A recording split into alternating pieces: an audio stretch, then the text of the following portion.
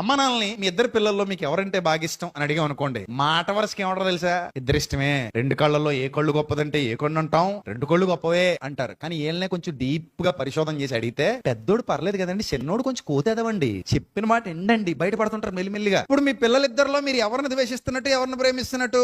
ఇద్దరినే ప్రేమిస్తున్నారు. కాకపోతే ఒకళ్ళని కొంచెం ఎక్కువ ప్రేమిస్తున్నారు. ఎక్కువ అన్న పదం రావడానికి గల కారణం ఏంటి చెప్పండి? ఇప్పుడు ఎందుకో చెప్పనా?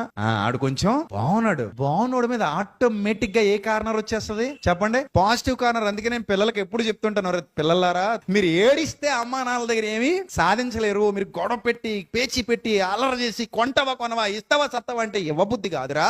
వాళ్ళ మనసు గెలుచుకోండిరా. మొదట మీ నాన్నకి ఏది ఇష్టమో అక్కడ స్విచ్ నొక్కండి. మీ మమ్మీకి ఏది చేస్తే ఇష్టమో అక్కడ స్విచ్ నొక్కండి. మీ చుట్టూ బెల్లం చుట్టూ ఏగ తిరిగినట్టు తిరగపోతే నన్ను అడగండి. చేసేసి మమ్మీ ఇదిగో డాడీ ఇదిగో ప్రూవ్ చేసుకోండి. మీ మమ్మీ డాడీ మీ నుంచి ఏం ఆశిస్తున్నారో చేసేయండి. ఫస్ట్ అది చేసేటప్పుడు అడగండి. వాళ్ళు అసలు ఏం అనుకోండి ఇచ్చేస్తారు, కాదనుకోండి ఇచ్చేస్తారు. ఇంకా మామూలుగా కాదు, ఇంకా ఎక్కలేని ప్రేమ పొంకు వచ్చేది. గట్టిగా పట్టేసుకుని గుండెలకు హత్తేసుకుని ముద్దులు పెట్టేసుకుని ఇచ్చి అడిగింది ఇచ్చేస్తారు, అడగలేంది కూడా ఇచ్చేస్తారు. కానీ మన పాపం తెంగర పిల్లలు తెలియదు, వీళ్ళకి రివర్స్ వేలే వెళ్తుంటారు. సో అందుకే తెలివైనోడు ఎప్పుడు కూడా ఏం చేస్తారంటే అమ్మ మనసు ఏంటి నాన్న మనసు ఏంటి తెలుసుకొని వాళ్ళ మనసు గెలుచుకుంటే, ఈ యవనస్తులైన పిల్లలు ఆ ఒక్క విషయం తెలుసుకొని వారి మాట విని వారికి లోబడి ఉండండి.